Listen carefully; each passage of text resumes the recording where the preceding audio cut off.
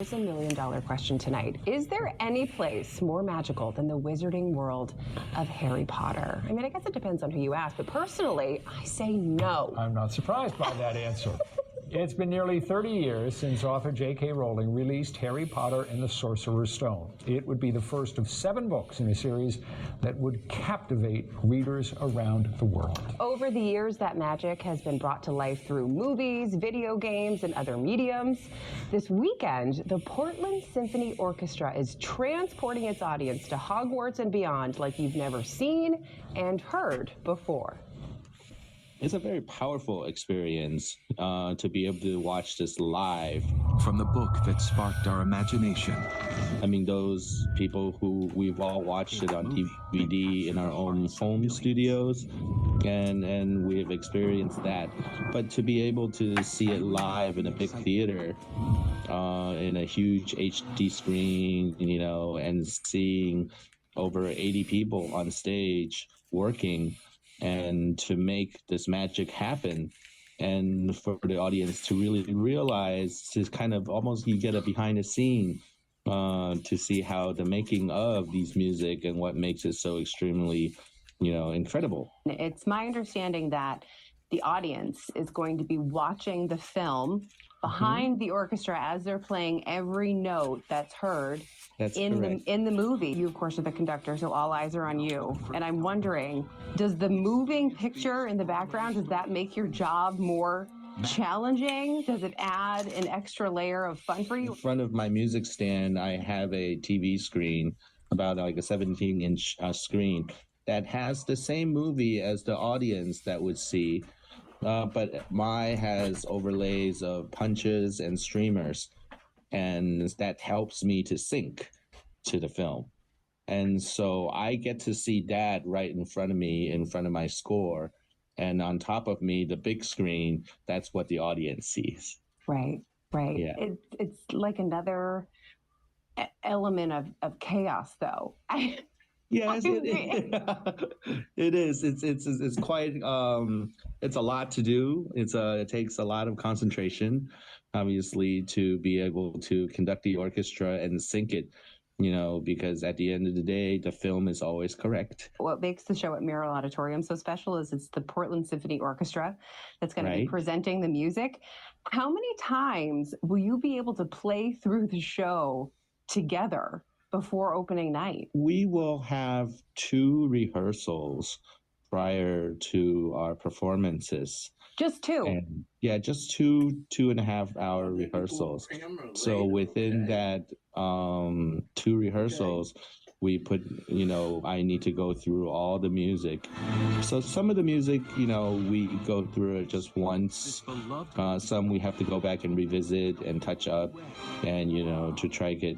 But it's a lot of very quick work, very intense work for a very short amount of time. Does it make you nervous only having that little bit to get ready? I always would wish to have more time, of course. But I think we do make it work. For example, the Portland Symphony Orchestra, we have never worked together before. So with this very short amount of time, we have to gain each other's trust. Part of the challenge is the mental stamina for an orchestra, because in usual symphony orchestra, the concerts are about maybe a little over 2 hours with an intermission in the middle. Here, it's 3 hours.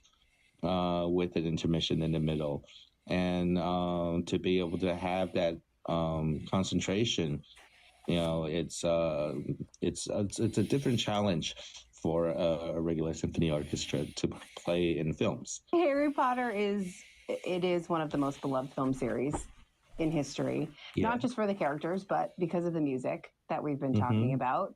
100 years from now, do you think people are still going to feel the same way when they hear this music? I think so, because, you know, when John Williams write his music, he has so many, you know, just a few notes, you know, and they become very iconic.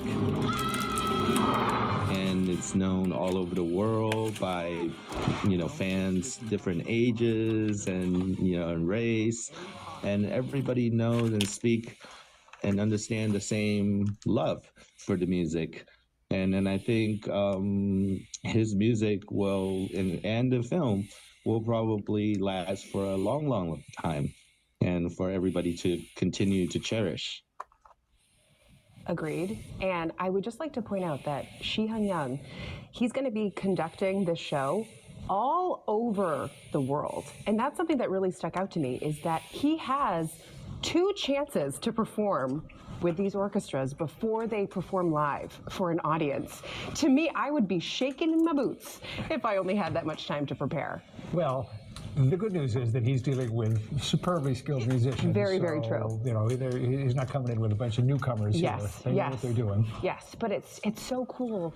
I mean, a symphony orchestra in general, to watch them play, so incredible. The sound is amazing, but to follow along in a movie at the same time. And you know what's interesting too is to think about, and I have no idea what the numbers would be, but to think about how many members of the orchestra really know those movies pretty well, because maybe they saw them when they were kids, or they've got nieces, nephews, children, whatever, but they really do know them. So they're familiar with not just the stories and the characters and so forth, but familiar with the music, which must be a hoot to do for them. I know. Super, super fun. By the way, you can catch performances of Harry Potter and the Sorcerer's Stone in concert this Friday and Saturday at Merrill Auditorium.